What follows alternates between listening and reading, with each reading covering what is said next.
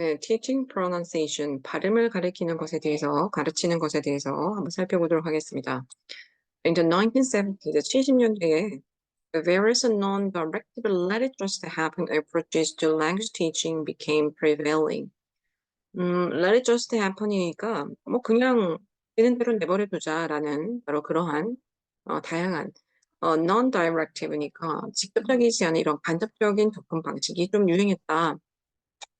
발음을 직접 가르치는 것보다 이런 뭐 발음에 대한 노출이라든지 사용을 통해서 자연스럽게 습득하게 된다는 얘기겠죠.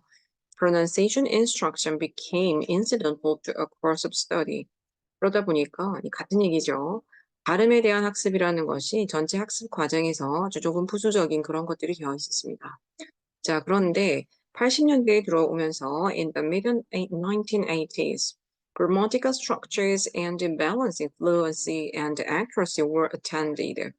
80년대 중반에 들어오면서 이제 문법적인 구조, 그 다음에 어떤 발음의 정확성이나 유창성, 음, 뭔가 소통이 좀 잘 되면서 잘 흘러가는가, 그 다음에 언어를 정확하게 사용하는가, 이 모든 것들이 다 주목을 받게 되었습니다. 이 accuracy라는 것도 사실은 이제 문법적인 accuracy도 있겠지만, 발음상 굉장히 중요하게 이제 정확하게 표현하는 것, 이런 것들도 이제 포함이 되는 거죠. Focus on form became an accepted and necessary component of communicative approaches. 이런 구조에 집중하는 거, 문법적인 형태에 집중하는 것이 받아들여진다는 거는 그 이전에 이 직전에는 좀 오히려 플루언시에 조금 치중했던 시기가 있죠. 그죠? 70년대에 CLT가 꽤 크게 번창하면서 그때는 오히려 문법에 좀 소홀하고 의미 중심적인 그런 트렌드가 있었어요. 근데 80년대 중반이 되면서 다시금 문법에 대한 관심이 조금 더 커지고 그다음에 그것이 의사소통 과정에서 의사소통법 접근법에서 좀 유용한 중요한 부분이다라는 게 다시 이제 받아들여지기 시작했다. Pronunciation became a key to gaining full communicative competence. 이때 이제 발음이라는 것이 완전한 의사소통적 능력을 얻는 것에 대한 어떤 주요한 요소가 되었다라고 볼 수 있겠습니다.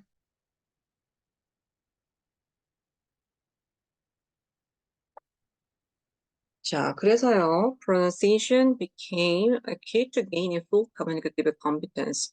Articulation within words and phrases in a whole stream of discourse입니다. 전체 우리가 발화를 쭉 길게 하는 과정에서 어떤 단어 이내에 단어 속에 있는 어떤 조합, 그 다음에 이제 단어 자체하고 구, 이런 것들, 구 자체에 있는 어떤 조합들, 다시 말하면 단어 하나하나를 굉장히 정확하게 조음을 할 수 있느냐, 이게 articulation within words가 되겠죠. 그리고 이제 phrases니까, 구라는 것은 어차피 이제 단어와 단어가 연음이 돼서 흘러가는 거죠. 그래서 단어 자체에 대한 어떤 그 발음상의 조음, 그 다음에 연속적으로 단어가 흘러갈 때 그 속에서 또 단어가 몇 개가 연속적으로 발음되는 것, 이런 것에 대한 중요성이 둘 다 이제 포커스가 되는 바로 그런 시대가 되었습니다. 1987년도에 웡이라는 사람은 뭐라고 얘기했느냐? Rhythm and intonation merit greater priority. in the teaching program than attention to individual sounds입니다. 이게 이제 intonation하고 rhythm이니까 굉장히 어휘 자체의 발음에 초점을 두는 거죠. 그래서 높낮이라든지 리듬감이라든지 뭐 어느 부분을 조금 더 빠르고 경쾌하게 연결시킬 것인가, 어떤 부분은 조금 천천히 길게 늘어뜨릴 것인가, 이런 것들, 높이는 어떻게 할 것인가, 이러한 것들이 우리가 각각의 이제 어떤 소리, 각각 그 소리에 ABCD가 들어가는 그 음소 자체의 어떤 소리에 관심을 가지는 것보다 전반적인 리듬이나 조금 더 이제 큰 단위네요. 이런 intonation. 여기에다가 좀 더 큰 초점을 두는 것이 필요하다. 이게 좀 더 의미가 있다라고 얘기를 한 거죠. Based on the perspective of communicative interactive view of human speech. 였습니다. 인간 발화에 있어서 의사소통적이고 상호적인 어떤 관점에 근거를 했을 때 이 웡이라는 사람이 볼 때는 자신은 여기 이 두 가지가 조금 더 발화상 실제로 좀 중요하지 않겠는가, 이렇게 얘기를 본 거죠. 이 자체도 이제 우리가 어떤 발음을 잘 한다, 못 한다라고 할 때 굉장히 중요한 요소이긴 합니다만은, 이제 이것하고 여기서 조금 이제 더 세분화시킨 것이 위에서 봤었던 어떤 articulation with words겠죠. 그 단어 자체에서 각각의 음가들, 음소들이 어떻게 발음이 났냐. 이것과 이 두 가지 사실은 다 합쳐서 필자, 다시 말하면 우리 교재의 필자는 이제 브라운 이렇게 얘기하는 거예요. 두 가지 다 밸런스하는 게 필요하다. 우리가 발음을 가르친다고 할 때는 글자 하나하나에 초점을 두는 그런 도움도 중요하고 그다음에 여기 뭐 구 단위로 단어가 이어지는 이런 것에 관심을 두는 것도 물론 중요하고 또 여기다가 웡이 말하는 것처럼 리듬이나 인토네이션 이런 것들도 합쳐서 다 밸런스를 맞춰서 가르치는 것이 발음 교육에 있어서 다 필요한 부분이다라고 얘기를 합니다. 자, 밑에 보면요. 피규어 16.7이 나와 있습니다. 이게 지금 예전에 웡이 썼던 그 이제 그 저널 아티클에서 가져온 거겠죠. Listening for speech changes 이렇게 돼 있어요. 예시를 바로 볼게요. Ready? No. Why? Problems. Problems? Yes. What? 그러니까 babysitter. 이 지금 억양만 가지고도 풀 센텐스는 아니지만은 대화가 좀 통하고 있죠, 그죠? Ready? 준비됐어? 아니야. 왜? 그러니까 문제가 있어. 문제라고? 음, 뭔데? 그러니까 베이비시터 문제야. 이런 얘기죠, 그죠? 굉장히 짧지만 핵심 키워드만 가지고 여기다가 높낮이를 집어넣은 거죠. 일종의 인토네이션을 쭉 집어넣은 거예요. 지금 선을 그리진 않고 그 화살표만 표시했죠. 이런 것들이 실제 의미 전달에 엄청나게 큰 단서를 제공한다라고 볼 수 있겠습니다. 자, 여기는 이제 연습 문제 같은데요. 여기다가 화살표를 올렸다가 내렸다가 한번 해보라는 얘기입니다. 시간 되실 때 한번 연습으로 한번 해보시면 되겠습니다. 해볼게요. 자, 또 elder learners tend to pursue accent-free speech. 이 학습자들, 이 외국어 학습자들이 악센트가 없는 발음을 추구하는 경향이 있다. 여기서 말하는 악센트가 있다는 말은 네이티브 악센트도 악센트고요. 우리가 그 자기 모국어라든지 지역 방언이라든지 뭐 이런 데서 발생하는 그 음색, 어떤 말의 특징 같은 거 이걸 또 우리가 악센트라 그러죠. 우리가 한국인이 갖고 있는 말에 악센트가 있을 것이고 그다음에 또 지역적으로 보자면 서울 사람들과 뭐 전라도 사람들, 뭐 경상도 사람들 이렇게 가지는 악센트가 다 다를 거예요. 그죠?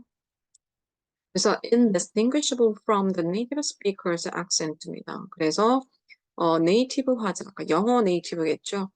영어 모국어 화자가 발화할 때 드러나는 그런 악센트하고 indistinguishable, 그러니까 구별되지 않는 바로 그런 accent free한 스피치를 추구한다. 내가 영어로 말했는데 네이티브랑 거의 구별되지 않는 그러한 나의 방언이 좀 드러나지 않는 바로 그러한 발화를 했으면 하고 다 바란다는 거죠. 자, 그런데 이것이 but it is unattainable. 사실 그렇게 얻기가 쉽지가 않다는 얘기입니다. 지난번에 말씀드렸지만 인도 사람, 필리핀 사람, 싱가포르 사람, 중국 사람, 일본 사람, 한국 사람 이분들이 다 영어를 하면은 제 각각의 좀 특징적인 액센트가 묻어나기 마련이죠.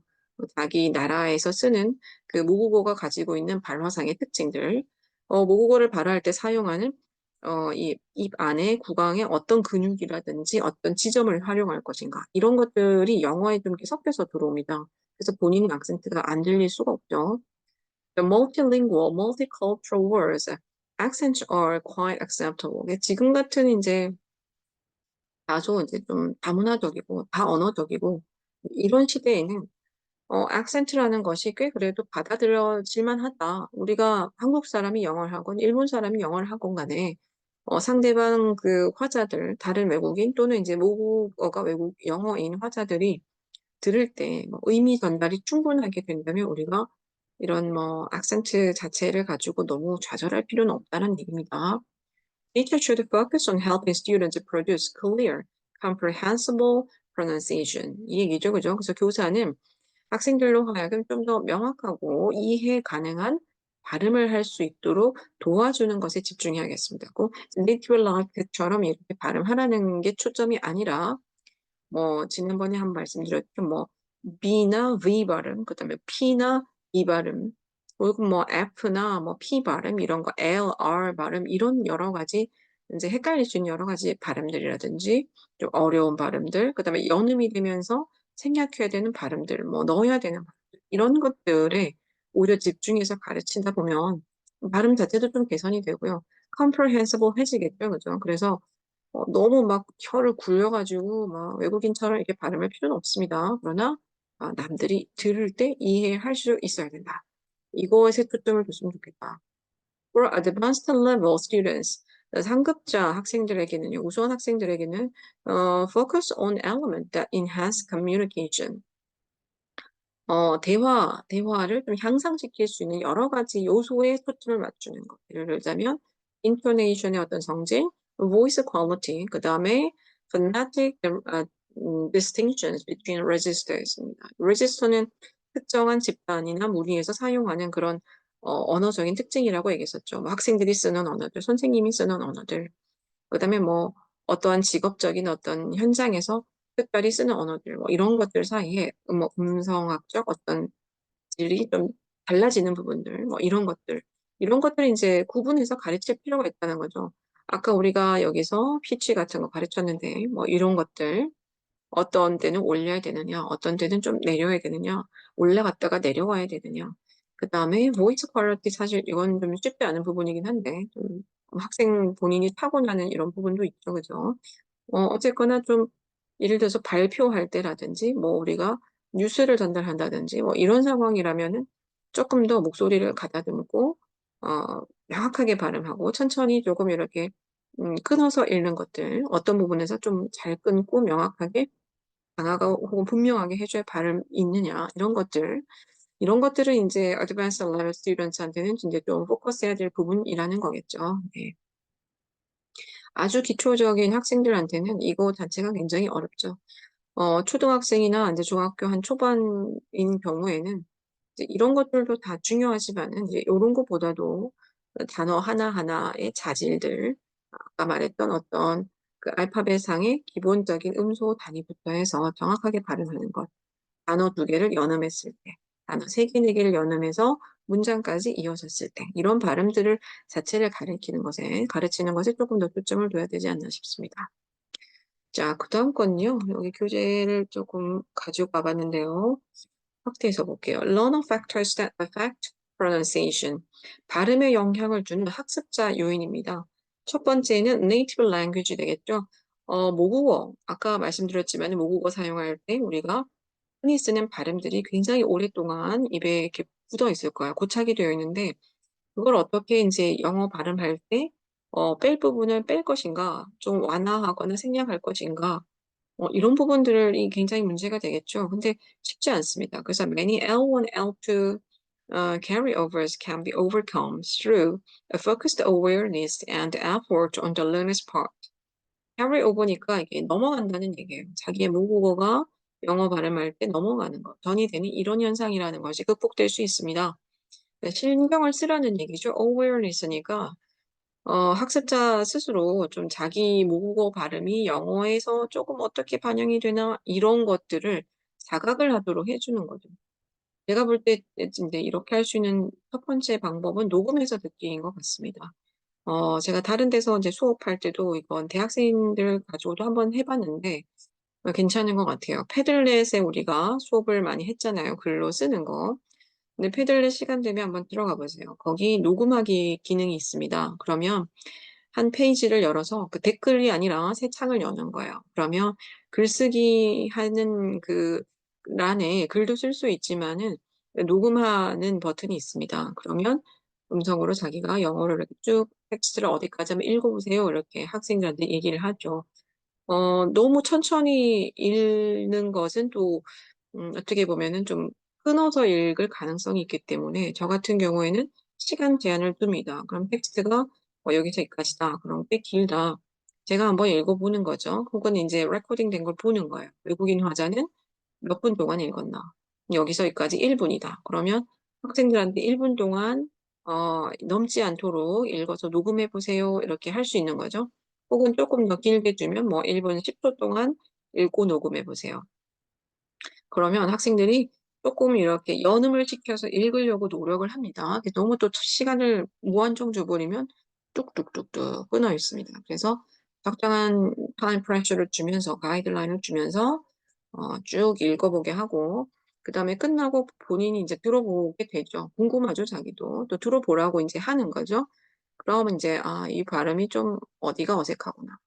뭐 '내가 경상도 사투리가 어디 부분에서 영어에 굉장히 어색하게 드러나는' 이런 것들을 알 수가 있겠죠.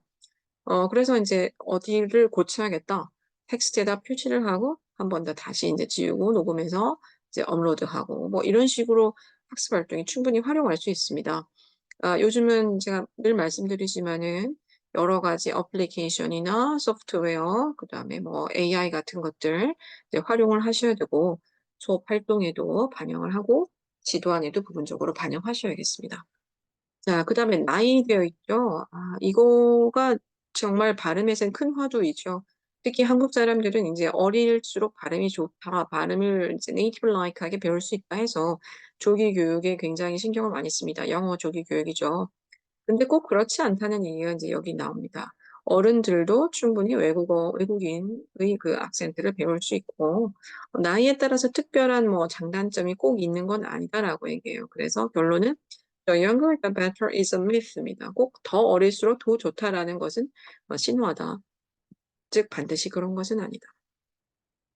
여러분들도 이제 발음에 너무 이런 이제 '내가 지금 어느 정도 이제 스물 몇 살이니까 발음이 꽤 어떻게 굳어서 쉽게 바뀔 수 있을까?' 이런 생각하지 마시고요. 늘 이건 노력을 우리가 해야 될 부분입니다.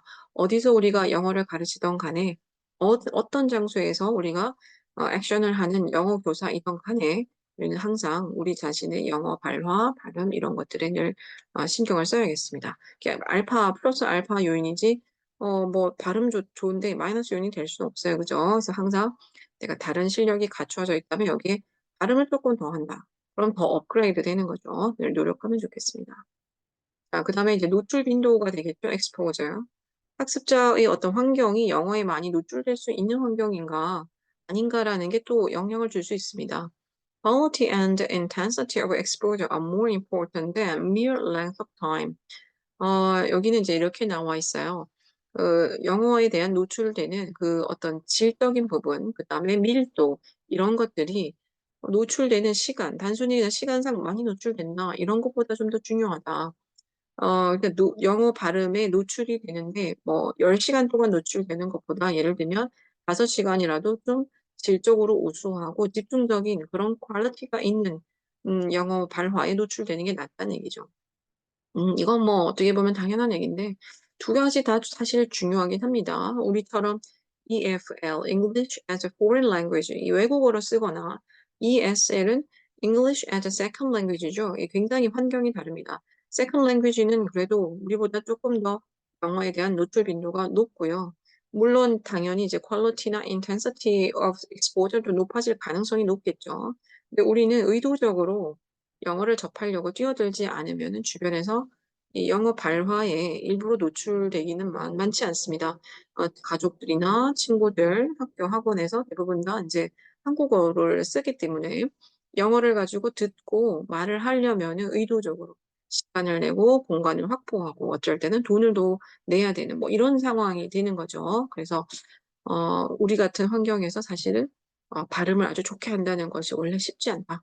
대신에 요즘에는 많은 학습 도구들이 있기 때문에 무료로 할 수 있는 많은 도구들이 있죠. 그죠? 그래서 잘 활용하는 것도 좋다는 생각이 듭니다. 자 4 번 innate phonetic ability 타고난 능력인데요. Some people manifest a phonetic coding ability. 어떤 사람은 좀 이런 언어 능력이 좀 타고난 사람이 있다 그러죠. 그래서 음성적으로 좀 코딩할 수 있는 조합할 수 있는 능력이 아주 우수하다. 어떤 사람들은 이러한 능력을 잘 보여준다, 드러낸다. 어릴 때부터 언어 감각이 쪼끔 좋은 아이들이 있죠. 그죠? 그다음에 또 뭐 언어가 아니지만 운동 감각이 좋은 학생들도 있고 또 어떤 아이들은 그림이라든지 뭐 공간이라든지 이런 지각이 또 좋은 경우도 있습니다. 자 밑에 봅시다. strategies based instruction 뭐 이런 것도 쓸 수 있겠죠. 뭐 타고난 언어 능력이 쪼금 뭐 음성학적인 능력들이 쪼금 다르거나 혹은 뭐 부족하다고 해서 우리가 포기할 부분은 아니고 다양한 전략들을 활용해서 학습에 쪼끔 노출 빈도를 높인다든지 연습을 한다든지 뭐 다양한 방식이 있습니다. 그중에서 인제 이 strategy라는 것하고 여기 볼게요. However, has a strategy based instruction has proven that some elements of learning are a matter of an awareness of your own limitations. 결국 여기 전략이라고 말하는 게 이런 것들을 포함하는 거죠. 자기 자신의 어떤 한계를 인식한다. 아, 내가 원래 이 영어가 좀 약하구나. 이걸 인식한 다음에 개선하려고 노력을 하는 거죠. Combined with a conscious focus on doing something to compensate for those limitations. 그럼 내가 영어 어떤 발음에 있어서 가지고 있는 내 나름대로 어떤 제약을 compensate for니까 보상하기 위해서, 메꾸기 위해서 무언가를 하는데 의식적인 노력을 이제 들인다. 발음이 좋지 않아서 상대방이 예를 들어서 뭔가 내 발음을 알아듣기 어려웠겠다. 이 중요한 키워드를 내가 발음을 잘 못하니까 저 사람이 잘 오해할 수도 있겠다. 그러면 거기다가 추가적인 정보를 좀 더 더해서 풀어서 설명해 준다든지, 뭐 실제 발화라면은 body language를 섞어서 말을 할 수도 있고, 이런 여러 가지 방법들을 써야겠다는 얘기입니다. 자, 그다음에요. 5번 볼게요. 그 다음에 또 학습자에게 어떤 요인이 발음에 영향을 미치냐 하니까 identity and agency 있습니다. 학습자의 정체성이나 주체성이라는 얘기죠. 한번 볼까요? 이게 뭐냐, the extent to which the L2 user identifies with those speakers입니다. 즉, 이 학습자, L2 유저니까 네, 영어를 배우는 사람이라 생각하면 되겠죠. 이 사람들이 those speakers는 target language speaker입니다. 즉, 영어 화자들하고 자신을 얼마나 동일시하는가. 그들이 그 사람들과의 거리를 어떻게 형성하는가겠죠. 그래서 아, 내가 외국인하고 발음이 이렇게 많이 다르구나. 나는 뭐 외국인과 굉장히 또 뭐 반대로 거의 흡사하게 이렇게 유사하게 발음을 할 수 있고 능력을 가지고 있구나라는 어떤 인식들 이런 것들도 이제 중요하다는 얘기죠. 그래서 the extent to which the user identifies with the speaker. 외도우주는 왜 있는 target language입니다. 그다음에 learners need to be reminded of the importance of positive attitudes toward the people who speak the language. 그다음에 영어를 말하는 그 사람들, 다시 말하면 외국어 화자들, 뭐 미국인이나 영국인이나 이렇게 영어를 말하는 사람에 대한 긍정적인 태도를 갖는 것도 중요하다. 우리가 예를 들면 뭐 일본을 영어보다 이제 일본을 예로 들었을 때 뭐 예전에 뭐 우리나라 일제 점령기 침략기 이런 거를 생각하면 일본 사람들이 굉장히 좀 미울 수 있잖아요, 역사적으로. 근데 그러다 보면 좀 반감이 생길 수도 있습니다. 그들의 문화, 그들의 언어, 뭐 중국도 마찬가지겠고. 그럼 여기서는 영어라고 생각을 하자면은 우리가 영어를 쓰는 사람들, 그들의 어떤 문화, 그들의 어떤 생활 방식, 역사 이런 것에 대해서 조금 더 긍정적인 태도를 가질수록 우리가 영어를 조금 더 학습하고자 하는 태도라든지 자기의 동기부여가 좀 달라지겠죠. 여러분도 아시겠지만 많은 그 여러분이 쓰시는 뭐 이렇게 피드백이나 글 중에서 영어 선생님과의 관계가 좋거나 영어 선생님을 굉장히 동경하고 제 관계가 이렇게 원만할 때 영어가 좀 더 이렇게 배우고 싶은 과목이 되더라. 뭐 이런 이야기를 제가 종종 읽었습니다. 뭐 저도 예전에 제가 학교 다닐 때 생각해 보니까 그랬던 것 같다는 생각이 들어요. 그래서 누군가와 어떤 관계를 형성하고 있느냐, 그 누군가와 우리가 얼마만큼의 동질성을 확보하느냐, 그다음에 그에게 얼마만큼의 긍정적 태도를 형성하느냐는 우리 학습의 어떤 자세, 나의 정체성, 나의 입지 이런 것들을 조금 더 그들과 가깝고 친밀하게 형성해서 언어 학습에 도움이 되게 만들겠죠. 자, 그다음에 6번 motivation and concern for good pronunciation. 이제 조금 비슷한데 좀 밑줄 치고만 좀 볼게요. Intrinsic motivation propels them toward improvement입니다. 내적 동기죠. 이 발음을 잘 하는 것에 대한 어떤 우리가 외적 동기라고 할 때는 보상이 있는 것들을 말하죠. 뭐 간단하게 사탕을 준다, 과자를 준다, 아니면은 뭐 점수를 몇 점 준다. 뭐 이런 것이 이제 외적 동기고 내적 동기라는 것은 그 자체로 그 활동 그 자체로 우리가 만족감을 느끼는 거. 아, 발음을 이렇게 잘 했더니 외국인이 정말 잘 알아듣는구나. 너무 재밌는데? 이거 대화의 질이 좀 올라갔는데 스스로 이제 뿌듯하고 보람됨을 느끼는 이런 것들이 이제 내적 동기입니다. 이것이 학습자한테 스스로 좀 더 개선하는 방향으로 나아갈 수 있게 부추긴다는 얘기죠. Motivation and concern are high. 그래서 동기화가 좀 잘 돼 있고 관심이 굉장히 높을 때 effort will be expanded. 노력도 조금 더 뒤따르게 될 겁니다. 앞에 내용들하고도 조금씩 다 연결되어 있습니다. 그죠? You can help learners to perceive or develop that motivation. 이렇게 도와주라는 얘기죠, 교사가. By showing how clarity of speech is significant입니다. 그러니까 얼마나 발음을 명확하게, 발화를 명확하게 하는 것이 중요한가. 이렇게 말했더니 저쪽에서 알아들을 때 너무 잘 알아듣고, 외국인이 아니라 정말 그냥 네이티브가 말하는 줄 알더라, 알았겠지. 뭐 이런 식으로 이제 이걸 보여주는 거죠. 이런 것을 이제 증거 자료로, 뭐 영상으로 보여주던 실제 상황으로 보여주건 샘플 같은 걸 보여주는 거죠. 이런 걸 알려줌으로써 발화에 대한 발음을 조금 더 스스로 다듬는 것에 대한 동기를 부여할 수 있습니다. 교사가 해야 될 일들이 이제 몇 가지 여기 있는 거죠. 자, 그 다음에 발음 공부에서 빠질 수 없는 게 바로 미니멀 페어스입니다. 아마 음성학 수업을 아마 들으셨을 것 같아요. 제 기억에도 한 2학년 정도에 배웠던 것 같은데 이 두 가지 단어의 짝이 있죠. 그죠? 굉장히 흡사한 발음들. 그런데 여기 모음이 하나씩 살짝 바뀌고, 여기 핀하고 펜이 이제 이해가 되겠죠? 이러한 어휘들의 짝을 우리가 미니멀 페어라고 하는데, 핀, 펜, 소리가 하나씩만 달라지는데, 음가가 완전히 다른 뜻을 가지게 되는 거죠. 그래서 이 최소로 의미를 구분해주는 이런 음가, 그러니까 음의 단위, 사운드의 단위, 포님 같은 것들이 바뀔 때 완전히 우리가 다른 뜻으로 구분할 수 있는데 이런 짝들을 우리가 미니멀 페어라고 합니다. 그래서 traditional minimal pair drills used for decades. 수십 년간 이 전통적인 미니멀 페어 드릴이 사용되는데 여기 볼게요. teacher students 보시면 훨씬 쉬워요. Okay. Class on the board. Picture number one is a pen. 그림 1번은 펜입니다. And picture number two is pin. 이건 이제 2번은 핀이죠. 자, 들어보세요. Listen, pen 이러면서 선생님이 손가락으로 points to number one, 1번을 가리키고 자기가 이제 핀 이렇게 발음하면서 points to number two를 하는 거죠. 이걸 여러 번 해서 보여주는 거예요. pen, 핀, pen, 핀 이렇게 이제 손가락으로 그림을 가리키면서 왔다 갔다. 자, 이제 대충 연습을 시켰으니까 now I'm going to say either number one or number two. 이제 내가 1 또는 2를 말해볼게요. You tell me which. 그러면 학생들은 내가 발음을 하면은 핀이나 펜을 발음하겠죠?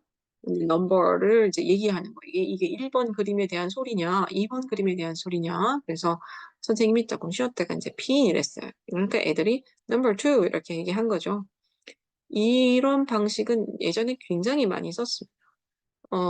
제가 교사했을 때 초반에도 유행했었고, 또 그 이후에도 수년간 제가 다른 선생님들 수업을 보러 갔을 때도 이렇게 하셨어요. 그래서 전통적인 방법이에요. Good. Ready. 그럼 또 한 번 더 하는데 핀. Number two. Okay. 그럼 이따가 pen. 그러면 이제 number one. 어떻게 하는지 알겠죠? 쭉 이렇게 진행되는 거예요. 그래서 이거는 늘상 사용하던 이제 방법이기 때문에 나쁘다는 것이 아니라 초반에 우리가 초등학생 혹은 중학생들 마찬가지로 쓸 수 있습니다. 요것도 활용을 잘 하시면 앞부분에서 짧게 발음 연습, 말하기 연습할 때 활용할 수 있는 내용입니다.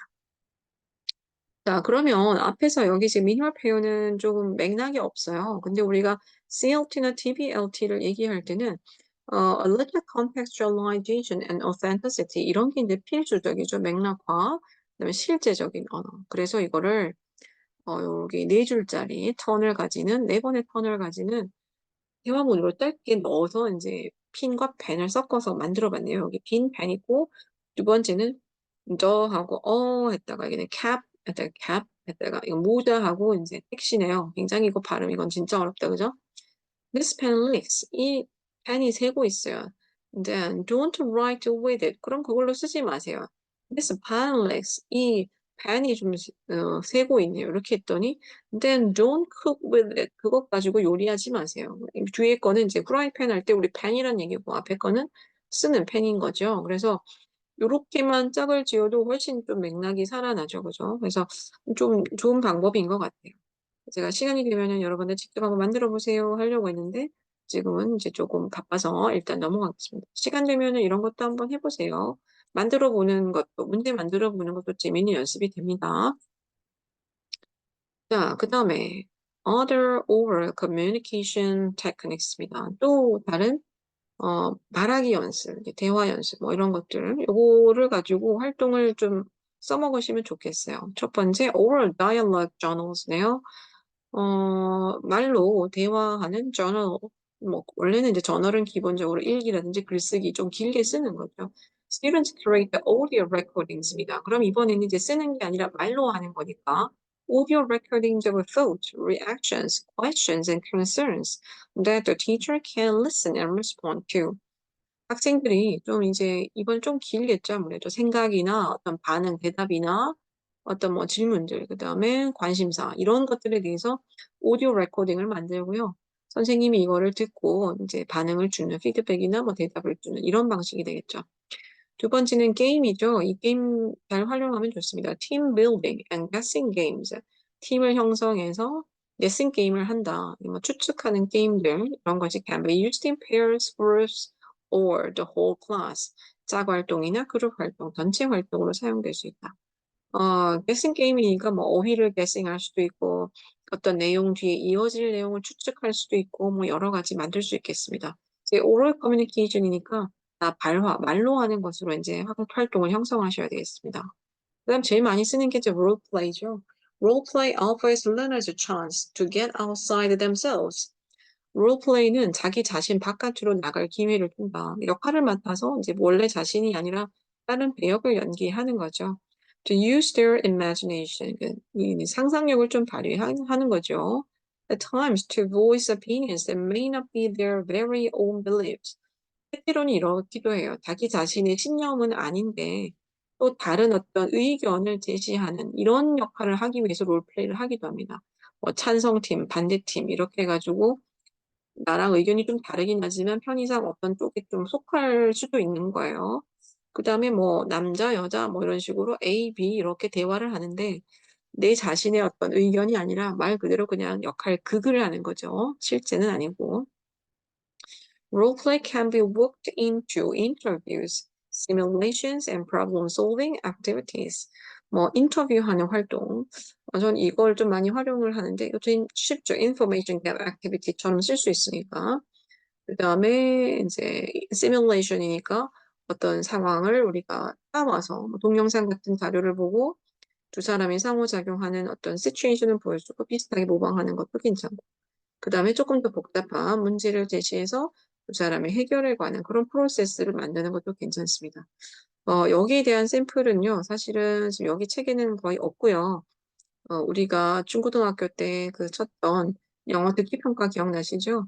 예, 영어 듣기 평가 지문들, 그 대본들을 쭉 한번 시간 날 때 열어보십시오. 그러면 듣기 평가 대본에서 A, B 주고받는 대화가 굉장히 많죠. 대부분 다 그렇죠. 이제 모놀로그 몇 개 빼면은 70%는 다 이제 대화문인데 이런 데서 보면은 인터뷰 형식, 그 다음에 어떤 특정한 사람의 관계에서 나타나는 어떤 대화, 짧은 대화 이런 거 있어요. 그럼 이제 그런 걸 시뮬레이션 하거나 그리고 그 안에서도 어떤 문제를 해결해 나가는 단계로 쭉 진행되는 이런 지문들이 있어요.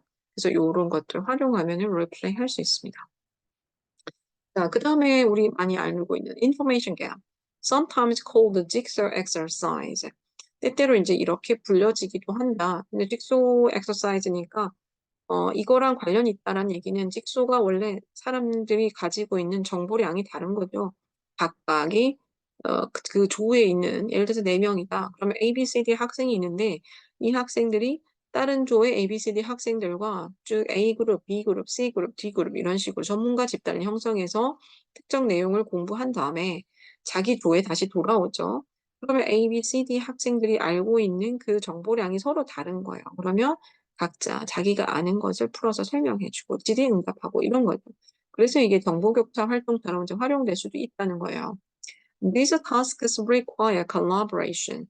결국에 이게 협동을 요구하더라. Between or among students to derive the desired information. 원하는 정보를 얻기 위해서 학습자 사이에 협동이 필요되는, 요구되는 바로 그런 활동이더라. Activities range from map exercises to ranking to problem solving. map exercise니까 길을 가르쳐 주는 활동인 거죠. 한 사람이 다른 사람한테 여기 어디로 가려면 어떻게 갑니까? 이렇게 물었을 때 지도를 들고 있는 한 사람이 지도를 자기만 보는 거죠. 보면서 먼저 설명을 해주는 거죠. 상대방한테. 네, 이런 식으로. 그다음에 역할 바꿔서 또 할 수 있습니다. 지도를 이번에는 다른 친구한테 주고 이제 반대 학생이 질문을 하는 거죠. 다른 장소로 어떻게 갑니까? 이렇게 바꿔서 하는 활동이 되겠습니다. 랭킹이나 프로블럼 솔빙도 여기 지금 예시는 없는데요. 이것도 이제 디자인하기 나름이겠죠. 순위를 매기거나 문제를 해결하거나 이건 광범위하기 때문에 설명을 생략하겠습니다. 자, oral form focus activities입니다. 그 말로 설명하는데 elicit certain grammatical forms네요. 어떤 특징적인 문법적인 형태를 끌어내는 그런 활동이다. In the context of relevant and meaningful communication, such techniques can be very useful practice exercises. 예, 여기는 지금 예시는 없습니다. 어쨌든 구술로도 문법 연습을 할 수 있더라. 지난 시간에 제가 말씀드렸던 것 중에서 지지난 시간인가요? 있었죠? sentence, oral sentence completion. 이런 것도 일종의 이제 이런 거랑 비슷합니다. what do you do? 그랬을 때, I'm doing homework. 그랬다. 그러면 여기서, what do you eat? 이렇게 바꾸고, I'm eating, a hamburger. 이런 식으로 이렇게 바꿨을 수 있잖아요. 이런 것들을, 이제 약간 그 비우는 자리를 의미어를 비울 수도 있고, 그 다음에 문법적인 부분과 좀 관련된 부분을 비울 수도 있습니다. 그래서 그거를 말로서 반복적으로, 계속 채워넣는 연습을 해보는 거죠. 그래서 그런 것들도 여기 해당될 수 있겠습니다. 자, 드디어 나왔습니다. 에러 트리트먼트입니다. 학생들이 에러를 냈다, 발음을 하다가 어떻게 피드백을 줄 것인가. 좀 볼게요. role feedback, 피드백의 역할입니다. 이 유명한 사람들, 전부 다 쓰진 않았고 책에는 몇 사람 더 쭉 나올 거예요. 좀 최근이고 유명한 사람만 적었어요. 앨리스 스파다, 니나 스파다, 로드 앨리스 이런 분들은 영어 교육 교수법에서 유명하신 분들이에요. The quality and quantity of feedback given to students. 학생에게 주어진 그 피드백의 양과 질이 will affect what they'll eventually incorporate into their linguistic competence. 그 학생들이 언어 능력에다가 궁극적으로 영향을 주게 될 거라는 거죠.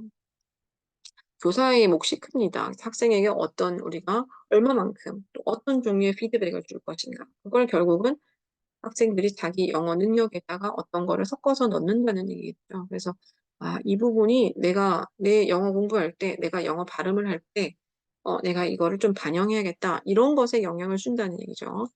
The quality of feedback lies in what teachers choose to call the student attention, how they do it, when they do it, and in what manner. 피드백의 종류라는 것이 결국에는 교사가 선택하는 것에 결정된다는 얘기죠. 교사가 어디에 무엇에 대해서 결정하느냐, 즉 학습자의 어떤 집중력, 그 다음에 how they do it이니까 어떻게 그 학생들이 그것을 그 피드백을 어떻게 실천할 것인가, 그 다음에 언제 할 것인가, 어떤 방식으로 할 것인가. 이곳이 지금 교사군요. 잠깐, 여기서 이때 있는 교사입니다. 그죠? 그러니까 교사가 학생들의 집중력이나 관심사에 얼만큼 신경 쓸 것인가, 어떤 관심사에 신경 쓸 것인가. 그 다음에 어떻게 교사가 피드백을 쉽게 말하면 어떻게 줄 것인가, 언제 줄 것인가, 어떤 방식으로 줄 것인가, 이런 것들에 따라서 피드백의 질이 결정이 된다. 그래서 Vizil and Over라는 분들이 요런 용어를 이제 제시했어요. 요 두 가지를 지금 진하게 해놨는데 대조적으로 보면 될 것 같아요. Effective quality of feedback이에요. 피드백의 이제 심적인 어떤 측면, 정적인 측면이에요. 정의적 측면이니까 피드백이 가지고 있는 역할 중에 이게 크다는 거죠. 좀 supportive, encouraging, affirming, verbal and non-verbal feedback as important elements as cognitive elements. 학생들에게 이렇게 지식적으로 우리가 피드백을 주는 것만큼이나 뭔가 좀 지지해주고 격려해주고 그다음에 뭔가 확신을 주는 이런 꼭 말이 아니더라도 그냥 표정이나 행동이나 이런 것으로 주는 피드백이 굉장히 중요하다 얘기합니다. Students will feel encouraged to continue their attempts to communicate orally. 그럼 이렇게 정의적인 격려, 심적으로 선생님한테 지지를 받았을 때 학생들이 좀더 발화를 잘 하려고 지속적으로 노력하게 된다는 얘기죠. 그 다음에 이제 이분들은 이것과 좀 반대되는 대조적인 cognitive nature of feedback. 이것이 is more complicated. 복잡하다. 그 다음에 또 좀 중요하다는 얘기를 합니다. 인지적인 측면이니까 결국은 조금 이게 구체적으로 어떤 발화의 부분들, 그다음에 어떤 특정한 문제점들, 이런 걸 꼭 집어서 이제 얘기해 주는 걸 말해요. 여기서 탄생된 여러 가지 이슈들이 뭐냐? Which errors should the teacher treat? 어떤 에러를 그러면 우리가 다뤄야 될까? 어떤 부분은 다루지 말고 좀 넘어가 줘야 될까? Should the teacher supply over immediate correction? 선생님이 즉각적으로 이렇게 틀리자마자 바로 correction 피드백을 줘야 될까? 아니면 좀 기다렸다가 줘야 될까? Should the error treatment be planned or spontaneous? 에러라는 것이, 에러를 수정해 주는 것이 우리가 미리 예측을 하고 예를 들면 학생들이 통계적으로 이걸 좀 많이 틀리더라. 이걸 조금 바로 잡아줘야겠다 하고 준비를 하고 수업에 들어가는 것인지 아니면 수업 때 예를 들어서 발표를 시켰는데 뜻하지 않게 막 여러 가지 에러가 튀어나왔어요. 그럴 때 우리가 즉각적으로 그럼 바로 즉석에서 에러에 대한 커렉션을 줄 것인가. 이런 여러 가지들이 이 에러 커렉션의 이슈가 되고 있다. 자, how to treat the errors입니다. 그럼 에러를 어떻게 다룰 것인가? 제임스 핸드릭스입니다. Local errors should not be corrected as the message is clear, and correction might interrupt the student's flow of communication. 지역적인, 부분적인 에러는 not be입니다. 굳이 그렇게 수정될 필요는 없다. 왜냐, 그 메시지라는 게 명확하다라는 얘기죠. 그리고 correction이 또 학생의 그 대화의 흐름을 끊을 수도 있습니다. 좀 잘하고 있는데 그게 아니고 또 말을 끊는 거죠. 거기선 그렇게 하면 안 되고 이렇게 하면은 학생이 좀 좌절감이 크겠죠. 또 실수할까 봐. 계속 말을 하는데 지적을 다 한다. 예. 뭐 용기 얻어서 계속 말하기 쉽지 않습니다. 그 누구도 마찬가지일 겁니다. 우리가 한국어로 말을 할 때도 마찬가지겠죠. 영어가 아니더라도 근데 영어로 얘기하는데 계속 에러 커렉션을 당하면 이것도 쉽지 않습니다. 그래서 그는 좀 마이너 에러는 냅두라는 얘기죠. Global errors need to be corrected in some ways. 조금 광범위한 에러들은 좀 다소 수정될 필요가 있다. As the message may otherwise remain garbled입니다. 그래서 그렇게 안 해주면, 교정을 안 하면 메시지가 좀 이렇게 혼동이 온다는 얘기죠. 그럴 때는 큰 것들, 좀 주요한 에러는 고쳐줘야 됩니다. Many utterances are not clearly global or local. 문제는 이겁니다. 어떤 에러, 발음상의 에러가 있는데 어떤 게 좀 큰 문제고 어떤 게 작은 문제인지 사실 경계가 불분명합니다. So it's difficult to discern the necessity of corrective feedback. 그래서 사소한 건 두고 좀 큰 거는 좀 고쳐줘라 그랬는데 이것 자체를 구분하는 게 어렵기 때문에 언제 무엇을 우리가 피드백 주면서 error correction 해야 될지가 이게 관건이란 얘기죠. Students generally expect the errors to be corrected. 학생들은 자신의 에러가 좀 수정되기를 바랍니다. 예를 들면 말하기도 그런데 제가 볼 땐 글쓰기에서 좀 더 그렇지 않나 싶습니다. 글을 썼는데 내가 똑바로 썼나? 좀 궁금하기도 하고요. 좀 향상되었으면 왜냐하면 말할 때보다 글로 쓰면 오랫동안 이렇게 남잖아요. 누군가가 보게 되고 그럴 때 이걸 좀 어떻게 하면은 좀 정갈하게 멋지게 고쳐가지고 그다음부터는 조금 더 임프루브된 것을 보여줄 수 있을까, 제시할 수 있을까 이런 이제 신경을 많이 쓰게 되는 거죠. 자, 그런데 correcting or treating every error is not advisable.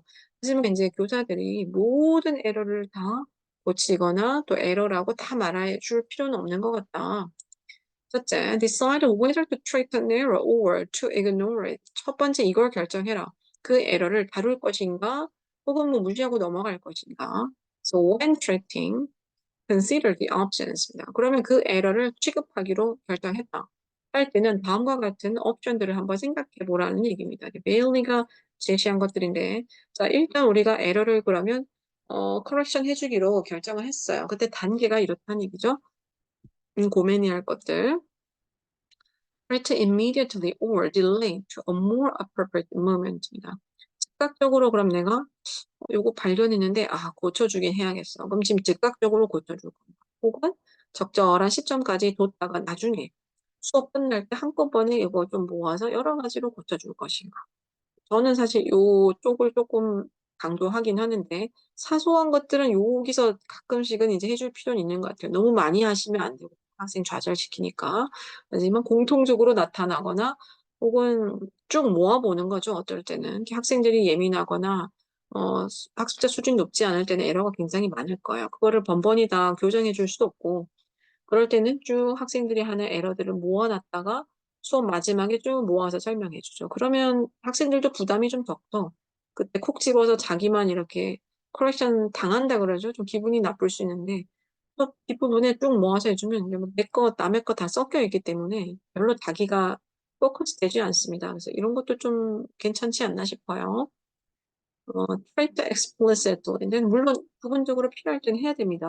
발음이 틀렸을 때 바로 딱 잡아주는 것도 가끔 필요해요.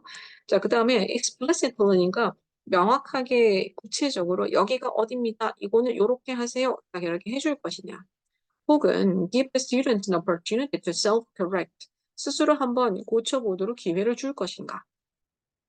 즉각적으로 내가 고쳐줘야 될 경우는 학생이 인지를 못하고, 인지를 하고 있는데도 불구하고, 예를 들면 좀 잘 어려워서 스스로 잘 못하는 경우, 혹은 굉장히 또 이제 학생 수준이 낮을 때는 셀프 커렉션이 안 되죠. 이럴 때 또 우리가 직접 줘야 될 경우도 많습니다. 근데 학생이 좀 어느 정도 하는 애인데 계속 어떤 부분을 자꾸 좀 틀려요. 그럴 때는 거기 한번 다시 생각해보면 어떨까? 거기를 조금 바꾸면 좋을 것 같은데 이렇게만 해도 눈치가 빠르면 좀 알아듣기도 하겠죠. 그러면은 자기가 이렇게 해보고 또 저렇게 해보고 시행착오를 하면서 좀 다른 방법을 제시했는데 그게 맞아. 이렇게 이제 피드백 줄 수 있는 거죠. The teacher initiated treatment of differs to students입니다.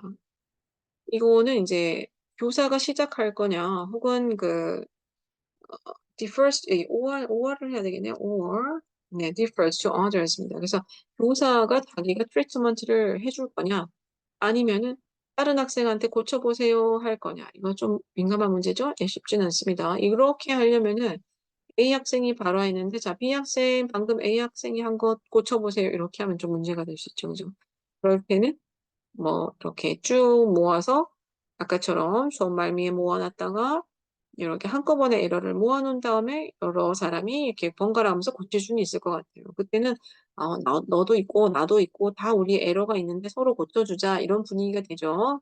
예, 그런 거는 좀 바람직해 보여요. 네, 그렇게 쓸 수 있습니다. 그러나 A 학생 발음 금방 했는데 B 학생이 바로 고쳐주는 거, 요거는 조금 문화에 따라서, 네, 문화에 따라서 우리 문화에선 좀 쉽지 않지 않나. The return or not to the original error maker after treatment.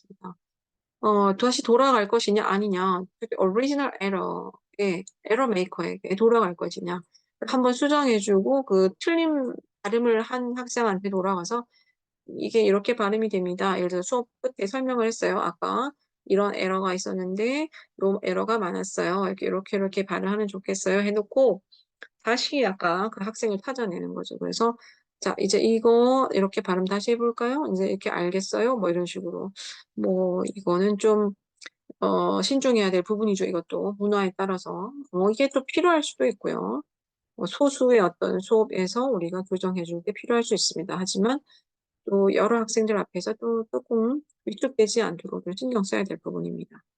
자, strategies for treatment입니다. 자, 발음 교정해 줄 때 신경 써야 될 전략들, 사용할 만한 전략들.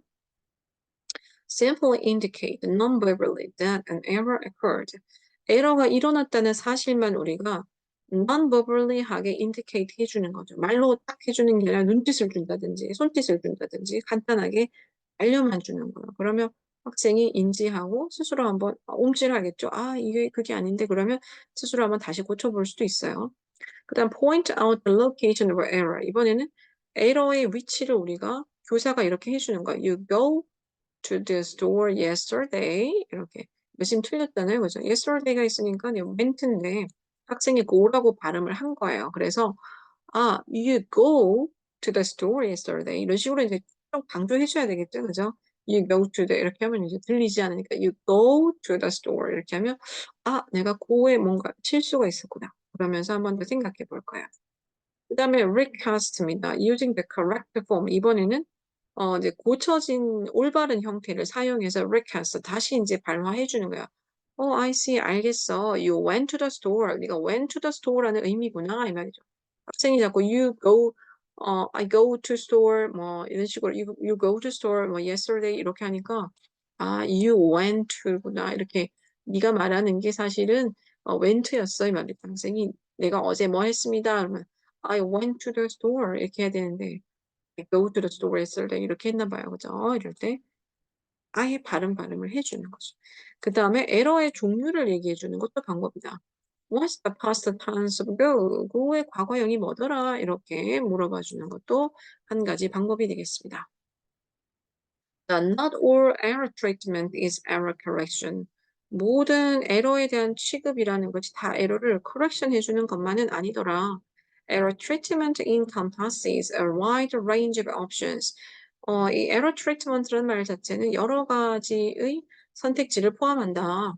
즉, 내가 직접적으로 위해서 이렇게 뭐 수정을 해줄 수도 있겠지만, 뭐 스스로 한번 수정해 보도록 이렇게 뭐 힌트를 주는 것도 있겠고, 아니면 직접적으로 물어볼 수도 있고, 아니면은 다른 학생한테 고치게 할 수도 있고, 여러 가지를 이제 하는 방법들이 있다는 거죠. 그래서 바르게 내가 고쳐주는 것, 이것만 포함하는 것이 아닙니다. 이분들 아까도 나왔었죠. The best way, 최선의 방법은 뭐냐? To assist students in noticing an incorrect form, 잘못된 형태에 대해서 인지하도록 도와주는 거죠. Through request, prompts, and other attention-getting devices. 여기서 얘기한 이런 것들입니다. 이런 방법들을 활용해가지고 에러가 있다는 거, 어떤 형태의 에러가 있다는 것을 슬쩍 깨닫게 도와주고요. 그 다음에 첫 번째는 help them initiate repair. 스스로 한번 고칠 수 있도록 해주는 게 사실은 가장 교육적이죠. 학생 스스로 생각을 좀 더 해볼 수 있고 또 기억에 남을 것이고. Teachers do not have to be the only person providing the treatment입니다. 선생님이 꼭 이 에러 트리트먼트를 제공하는 유일한 사람일 필요는 없다. 학습자 스스로 할 수도 있고 친구가 좀 도와줄 수도 있다는 얘기죠. 여기 그림을 보시면요. 책에 figure 16.9에 A model of treatment of classroom speech errors 이렇게 되어 있어요. deviant utterances,니까 이게 뭔가 좀 변형된 발화가 일어난 거예요. 아까 에러라고 보면 되겠죠. 그러면 이 에러의 유형이 뭔가, 그 다음에 어디서 이 에러가 비롯됐는가 이런 것들, 그 다음에 이 언어적인 복잡성, 이 에러가 가지고 있는 언어적 복잡성, 그 다음에 좀 지엽적인 건가, 좀 큰 에러인가, 전체 의미에 영향을 주는 큰 단위의 에러인가, 실수했는가, 얘가 알고 있는데 어쩌다가 아니면 진짜 에러인가. 그 다음에 이 학습자 요인들 우리 아까 살펴봤는데 뭐 나이도 있었고 뭐 자신감 여러 가지 있네요. affective state니까 자신감이나 긴장감 뭐 이런 것들이 영향 주지 않았을까. 그 다음에 학습자의 언어적인 단계, 뭐 실제로 언어 사용 능력이 어느 정도 되느냐. 그다음에 pedagogical focus니까 얘가 지금 하고 있는 수업과 관련해서 이 에러라는 것이 뭐 immediate task goals하고 상관이 있느냐, 없느냐, 뭐 꼭 이거를 error correction 해야 되는 부분이냐, 교육적으로 의미가 있는 부분이냐. 그 다음에 communicative context니까 의사소통적인 맥락, 대화 전체의 흐름에서 이 에러가 정말 중요한 부분인가, 아니면은 그냥 뭐 무시해도 되는 부분인가, 이거 생각해 보는 거죠. 그 다음에 teacher style도 중요하겠죠. 선생님 자체가 직설적으로 좀 고쳐주는 걸 좋아하느냐, 간접적으로 스스로 학생이 하게 이렇게 해주는 걸 좀 좋아하느냐, 개입하는 걸 좋아하느냐, 자유방임주의적이냐, 뭐 이런 것들 영향을 주는 거죠. 그래서 맨 마지막에는 얘를 트리트할 것인가, 이그노를 할 것인가, 이런 것들이 결정된다는 얘기입니다. 자, 여기 보면 여기 선상에서 쭉 나와 있어요. 언제 에러 트리트먼트 할 것인가 했을 때 즉각 해준다. 이게 이제 양쪽의 끝인 거죠. 제일 왼쪽 끝이라면은 아주 나중에 해준다. 이건 much later. 이게 이제 가장 또 다른 반대편 끝이 되는 거죠. 선상에서. 그 다음에 누가 해줄 거냐. 교사가 해주는 거지 가장 이제 뭐 단순하고 직접적인데 그 다음에 선생님 말고 다른 학생이 할 것이냐. 전체 학생들이 해줄 것이냐. 학생 스스로 한번 correction 해보게 할 것이냐. 이런 것들 다 방법이죠. 여기도 한번 쭉 읽어보십시오. 비슷한 식으로 양쪽 끝으로 이렇게 양극단을 제시해 줬습니다. 그 말은 이 가운데에도 무수히 그 과정들이 있다는 얘기입니다. 알겠죠? 그러니까 뭔가를 전체적으로 해줄 것인가 안 해줄 것인가 뭐 그다음에 중간쯤 해줄 것인가 중간보다는 좀 많게 해줄 것인가, 중간보다 좀 적게 해줄 것인가, 이런 식으로 쭉 이 위에 눈금이 있다고 생각하시면 되겠습니다. 자, 그 다음에요. Assessing Speaking in the Classroom 나와 있습니다. 이 어세스먼트인데, 여기 지금 어세스먼트는 2학기 때 따로 배우게 되어 있습니다. 그래서 여기는 굉장히 짧게 조금만 나와 있거든요. 그래서 간단하게만 볼게요. 평가라고 되어 있죠. 지도안 짜실 때 말하기 수업이다. 마찬가지로 말미에 우리가 클로징 하기 좀 전에 디벨롭먼트 끝날 때쯤 해가지고 그날 학습했던 거 좀 넣으시라 이렇게 얘기했어요. 물론 클로징에 넣어도 되고요. 디벨롭먼트 끝부분에 넣어도 상관없습니다. 그날 했었던 거 형성 평가를 조금 작게나마 넣으면 좋겠다. 기본적인 어떤 활동이니까. 자, 그럼 말하기와 관련된 평가는 어떤 식으로 이제 진행되느냐? Speech is observable, recordable, and measurable, but acceptable responses are more difficult to specify reliably. 듣기랑 다르게 듣기는 이렇지 않지만 말하기라는 것은 관찰 가능하고 기록도 될 수 있고 측정할 수 있어요. 하지만 acceptable 할 만한 response들은 more difficult to specify reliably. 조금 더 신뢰성 있게 구체화하는 것이 어렵다. acceptable responses라는 거는 쉽게 말하면 학생이 발화를 하는데 그 발화의 수준을 1번부터 5번까지 쭉 이렇게 단계를 나누는 거죠. 루브릭을 만드는 거예요. 도표로. 뭐 발음을 굉장히 정확하게 잘했으면 5점, 그거보다 조금 부족하면 4점, 3점, 2점, 전혀 못 알아듣겠고 뭐 발음이 너무 다 뭉개졌다 그러면 1점 이렇게 줄 수 있는데 지금 이렇게 말을 하는 건 쉽지만 1번부터 5점까지 해서 쭉 이렇게 그 채점 기준표죠. 그것들을 명확하게 쪼개서 설명하는 게 사실은 말하기가 굉장히 그 부분이 어렵다는 얘기예요. Pre-considerations for designing assessment or speaking. 말하기 평가를 설계할 때 이게 신경 써야 될 것들이 뭐냐? 첫 번째, specify the category of speaking performance from imitative to extensive. 말하기 활동의 영역을 좀 구체화해봐라. 지금 여기 from imitative 돼 있죠? 이거 모방하는 건데, 모방하는 말하기 단계부터 extensive 하는 거니까 굉장히 길게 말하는 거죠. 지금 여기 나와 있어요. 여기 보이죠? 1번이 imitative고 5번이 extensive예요. 그래서 여기 이런 형태 중에서 어떤 유형의 말하기를 지금 우리가 수행하려고 하냐, 수행평가 혹은 뭐 형성평가 하려고 하느냐 결정하고 describe the micro and macro skills that are used to be assessed. 평가되고자 하는 그 측면이 마이크로 스킬이냐, 매크로 스킬이냐, 이런 것들을 구분하라는 거죠. 즉, 의미 중심의 조금 더 큰 단위의 말하기를 우리가 좀 더 중점적으로 평가 기준을 삼을 것이냐, 조금 더 깨알같이 작은 발음, 연음, 이런 것들, 인토네이션, 지난번에 했던 피치, 이런 것들, 여기에 조금 더 우리가 초점을 두고 평가 항목으로 잡을 것이냐. 그다음에 the genre of spoken language to be assessed. 평가될 발화의 어떤 장르가 뭐냐, 대화문이냐, 모놀로그냐, 뭐 이런 거 있잖아요. 그 종류들. 요거에 대해서도 한번 생각해 보는 거죠. 그러면 이걸 가지고 이제 어떤 식의 평가 모양을 우리가 잡아야겠다. 어떤 정도 길이의 난이도에 어디에 초점을 둔 평가를 해야겠다. 결정을 하라는 거예요. 자, item types and tasks for assessing speaking 되어 있습니다. 이 더 자세한 것은 2학기 영어 능력 평가에서 학습하십시오. 여기는 간단히만 볼게요. 첫 번째는 imitative speaking task, 두 번째는 intensive speaking task, responsive speaking task, interactive speaking task, 그다음에 extensive speaking task인데 지난번에 이 앞에서 사실 배웠어요, 이거. 우리가 지금 이걸 assessment로 바꿔서 그렇지 실제로는 수업 중에 하는 활동이죠. 교사가 한 거 따라 읽는 거, minimal pair repetition, mode phrase repetition, sentence repetition. 그러면 활동으로 할 때는 선생님이 말하고 학생들이 이제 따라서 말하는 걸 활동으로 했다면 이게 평가가 됐을 때는 선생님이 말했을 때 학생들이 얼마나 그럼 정확하게 따라서 말할 수 있느냐. 그 발음을 듣고 인제 우리가 점수를 매긴다는 얘기예요. 그래서 수업 중 했던 활동과 다른 것이 아니라 같은 것인데 이걸 평가로 인제 활용을 한다는 거죠. 지난번에 intensive speaking task도 얘기했었죠. 아까 나왔던 대표적인 게 oral sentence completion 같이 이렇게 발화 주고 빈칸에다가 또 다른 의미 있는 말들, 단어들을 집어넣어서 이렇게 완성시키는 것들.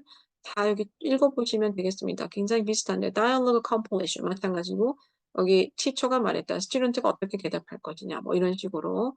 그래서 picture cued니까 그림을 보고 그다음에 어떤 걸 연결되는 부분을 내가 찾아서 말을 한다든지 그다음에 translation도 있어요. 그죠? 그다음에 read aloud도 있고 여러 가지 있습니다. 그래서 간단하게 A, B 정도 주고받는 대화 아니면은 한 문장에서 빈칸을 비워 놓고 거기다가 말을 채워 넣어서 완성시키는 이런 말하기 이런 것들이 인제 여기에 해당이 되겠죠.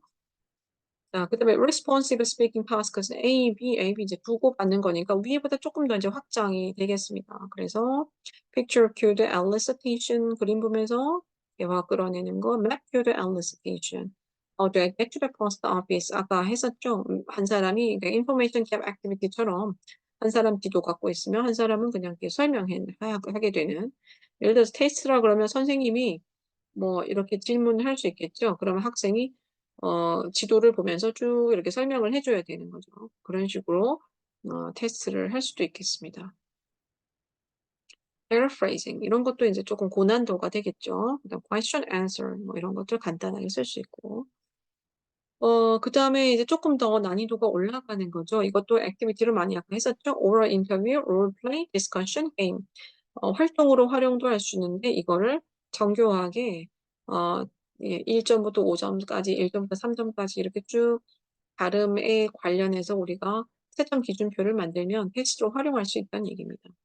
extensive speaking task도 마찬가지죠. 이제 short story 같이 굉장히 긴 이야기, 뉴스 아티클, storytelling, 그림 보고 이야기 만들기, 그다음에 이야기 뒤에 이어질 이야기 만들기, 그다음에 이야기를 듣고 다시 이야기를 풀어서 말해보기, 뭐 이런 것들 다 길게 발화하는 이런 것들이 해당되겠습니다. evaluate and scoring speaking task입니다. 채점 기준을 어떻게 할 것이냐. 여기 먼저 볼게요. criteria for evaluating speaking task입니다. 말하기 활동에 채점하는 그 평가 기준, 발음도 되겠고 유창성, 어휘, 그다음에 그 속에 문법적인 것도 볼 수 있고요. discourse features니까 그 안에 사용되는 cohesion, social linguistic appropriateness 이건 좀 평가하기 어렵습니다. 사실은 이런 것들도 들어올 수 있고 그다음에 어떤 과업을 말을 통해서 수행할 수 있느냐. accomplishing the objective of the task. 결과적으로 이 말하기 활동을 통해서 처음 목표했던 어떤 과업을 수행했느냐, 끝을 봤느냐, 뭐 이런 것들을 이제 물을 수 있다는 거죠. So within each of the categories, you can choose student responses to be at one of several possible levels performance입니다. 각각의 이런 카테고리에서 여기서 you는 다 teachers를 말합니다. 선생님들을 여러 가지 가능한 수행의 수준, 다시 말하면 루브릭이 있겠죠. 1 부터 5 단계 뭐 이런 단계에서 학생들의 어떤 반응을 평가할 수 있습니다. beginning 그다음에 intermediate and advanced as potential levels 1, 2, 3 단계로 나누자면 요렇게 쪼개고 '아 얘는 수준이 이 정도구나. 얘는 advanced구나.' 이렇게 인제 우리가 평가할 수 있겠죠. 5 or 6 levels ranging from novice to true beginner to superior or completely acceptable. 1 부터 5 점 혹은 1 부터 6점 이렇게 해 가지고 완전 초보 단계에서 완전 초보, 진짜 초보 아니면은 아주 우수, 완전하게 우수한 뭐 이런 식으로 단계를 나눌 수 있고 그다음에 어 It's important to describe them as clearly as possible to make reliable evaluations. 채점 기준표는 명확하게 만들수록 좋다는 얘기죠. 그죠? 충분히 신뢰도 있게 평가를 하기 위해서는 가능한 한 굉장히 꼼꼼하게 만드는 게 좋습니다. 상세한 루브릭을 만들어서 사용해야겠습니다. 자세한 샘플은 여긴 없고요. 2학기 능력 평가에서 학습하기 바랍니다. 자, 여기까지 지금 teaching speaking에 대해서 학습해 보았습니다. 10 페이지네요. 꼼꼼하게 복습하시고요. 예, 기말고사에 준비되었으면 좋겠습니다. 수고 많았습니다.